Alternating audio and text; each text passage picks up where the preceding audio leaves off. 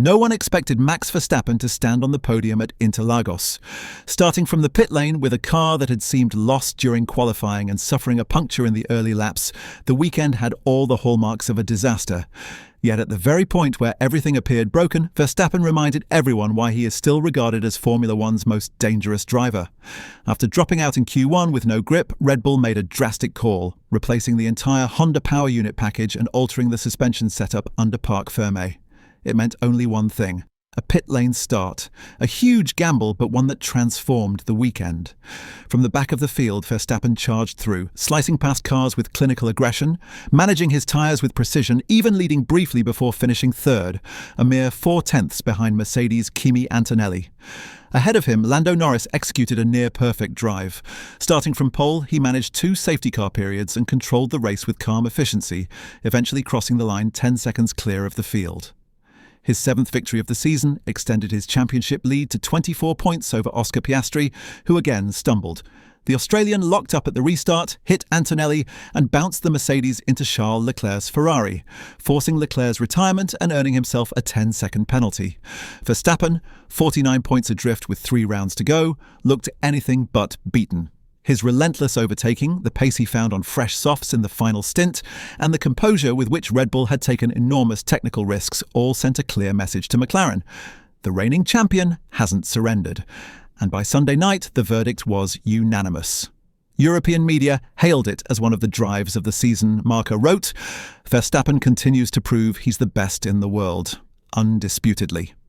But the real question is whether such a ferocious performance can reignite the title fight, or if Norris is already out of reach. Before we answer that, please subscribe to the channel and turn on the notification bell, so you won't miss the next in-depth analysis like this.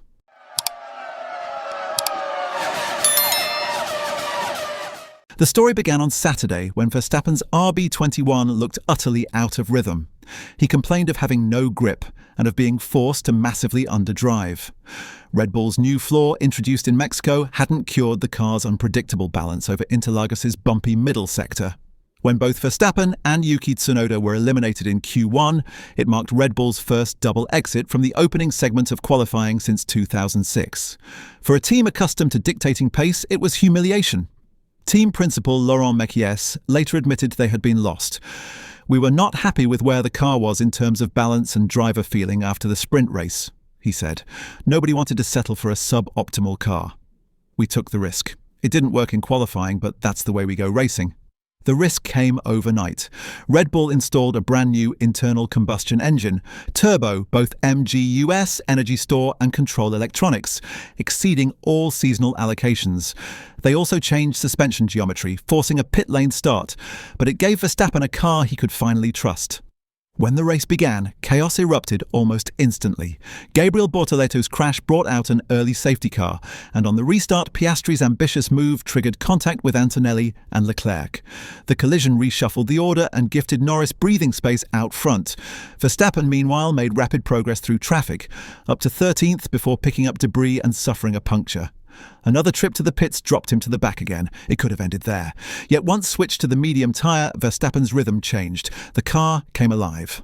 Sector 2, the very stretch that had punished Red Bull all weekend, suddenly became manageable. His lap time steadied, overtakes became inevitable. When Norris made his final stop on lap 54, Verstappen briefly inherited the lead.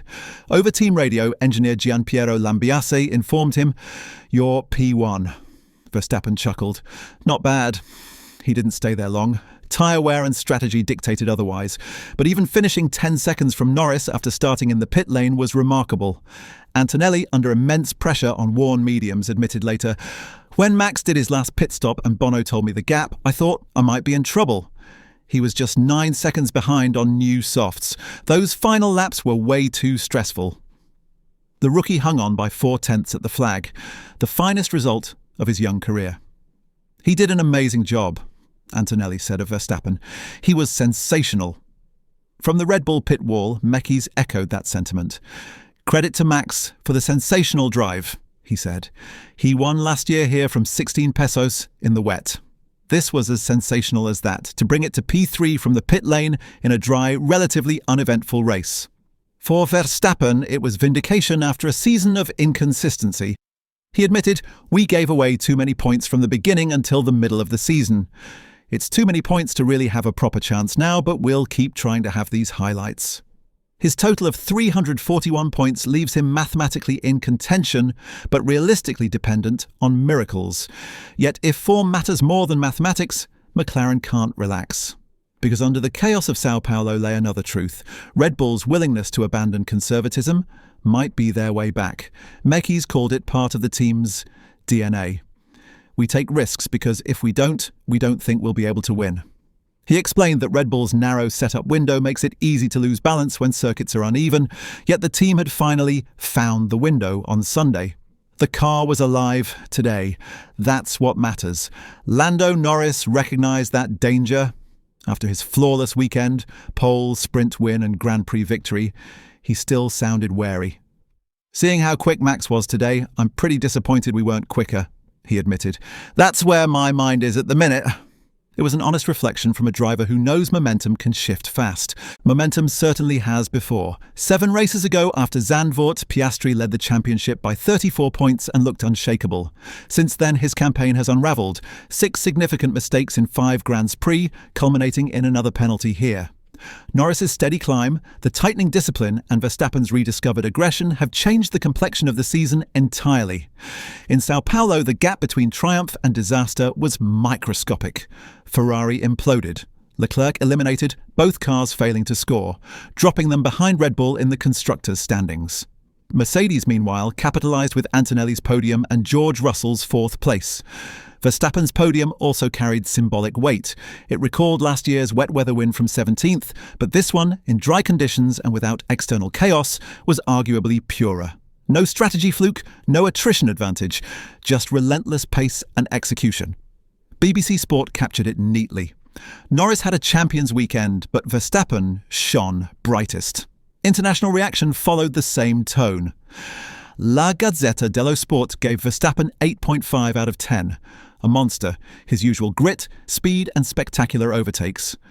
The Telegraph quoted Lambiase telling him he'd driven like a race winner. Even Mexican daily Esto wrote that his comeback was one only geniuses can achieve. For Verstappen himself, the race reaffirmed what drives him. "We are all in this together and we never give up," he said. "We take risks, yes, but I like that because we don't want to settle for second." Those words could easily have come from Mekis or from Red Bull's founding ethos. It was in many ways a statement of intent. The team would rather fail daringly than fade quietly. And there's a deeper implication. If Red Bull's late-season experimentation continues to unlock the RB21's potential, the final 3 rounds, Las Vegas, Qatar, Abu Dhabi, could look very different from the dominance McLaren enjoyed through autumn. The points gap may be daunting, but psychologically, Verstappen's charge has redrawn the competitive map. Lando Norris might be in total control, as BBC called it, yet he knows how quickly that illusion can evaporate. Over 7 Grands Prix, the title picture has flipped before. It can again. Piastri's decline shows how fragile form can be. Verstappen's resurgence shows how little it takes for a season's narrative to tilt. As Interlagos proved, sometimes the most dangerous rival isn't the one ahead on points, but the one who's just remembered how to fight. So, as the championship heads toward its final stretch, one question remains. Has McLaren truly escaped Verstappen's reach, or has Brazil just reignited a fire that could still burn all the way to Abu Dhabi?